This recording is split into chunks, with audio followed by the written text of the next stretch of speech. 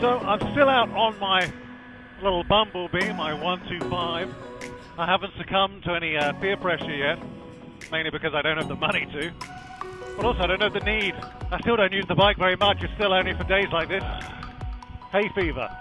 I'm out on a ride today with two GS's, BMW GS's, and a Mutt, which is very similar to the bike I have. And as you can see, we're just doing country roads. Out on the road again, with a little bit of hay fever. So a 125 is great. I thought I'd do a video about some of the issues I've had on the 125 since I've had it. And I think I've only had three major issues. But when you know nothing about bikes, those three main issues can be a little bit scary. The first one was on my way to my Mod 2, and the bike stalled, just all cut out. And I'm thinking, I'm going to die. So I did question my choice about getting a motorbike. Now we found out that the issue, which I think is an issue for Euro 3 bikes, was the spark plug. The spark plug, when the bike gets hot, overheats, and that caused the bike to stall. I thought it might have been the kickstand. When the kickstand is down, you can't use your bike. Now we've disconnected that. I'll show you how you do that. It's just a little plug, a little switch under the seat. You just pull it out, and then your kickstand won't interfere with your engine, and you can turn your bike on in your drive and leave it running for a bit before sitting on it, which I always like to do. The next one was my brake light started not working. Well, I used to press it and it would flicker, and then it would stay on and not turn off, or when I wasn't using it, it was on. So I had no idea what was going on. It did come after I'd fallen off my bike. I had my first accident travelling 5 miles an hour on a roundabout. I just went round the roundabout and the back spun out for me and I just skidded. And you know when you fall off your bike, you probably don't, and you're sliding along the road and you're going, yeah, fair enough. It was just kind of that kind of surreal experience where it's like, yeah, of course I fell off my bike. I'm literally at the roundabout at my home. But anyway, I fell off the bike and that broke the brake pedal, so I had to order replacements to put the brake pedal in. But ever since then, the brake didn't work. So it's obviously something I'd done. It was the spring, and I put that spring upside down.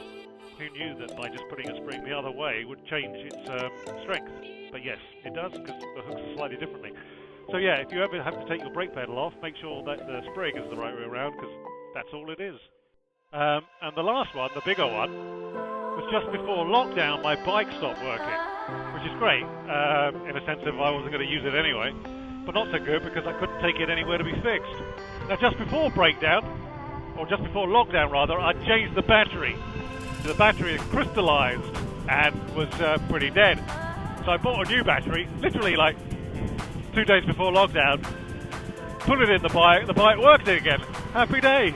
And then the following day, it didn't work. So I put it on trickle charger, plugged it back in again. It worked. Oh, great. Went upstairs, got into my leathers or my gear, came back down, the bike didn't start again. The battery must be okay, because I charged it. It was new. But for some reason, the bike was dead. I mean, no power. You put your key in, no lights, nothing. Dead as a dodo. Which could be the issue if the battery was dead. But it wasn't the battery. So we kind of isolated that. We then isolated the starter relay, and it wasn't that. Now we put wires all along the bike so we could see that power was going through it, but the bike was dead. And in the end we worked out it was the ignition key. So just for 70 quid, we just bought a new ignition key, and it's literally a plug and play situation. You just unplug it, it's literally the cylinder, and that plugs in via a plug. But they're the only three issues I've had.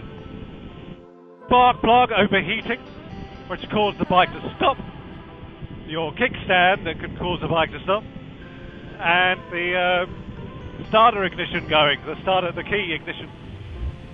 Other than that, the bike works a charm.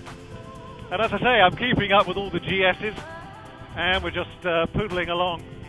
So really, you don't need, or at least I don't need a bigger bike at the moment. So I hope that helps. If you've got any questions, and if it's happened to me, I'll happily answer them. I'm not a mechanic, so I know jack. But as I say, there's very little that goes wrong, and it's it's having the courage to take things apart. We took things apart when the bike didn't work. I mean, we took the petrol tank off and all the things that would normally scare me as an individual, having never done anything. Then you realise there's so little to this bike, and it's a great bike to learn on and to learn how to tinker. So yeah, it's fun. Anyway, I hope everyone is safe, staying well, and yeah, speak to you again soon. Take care.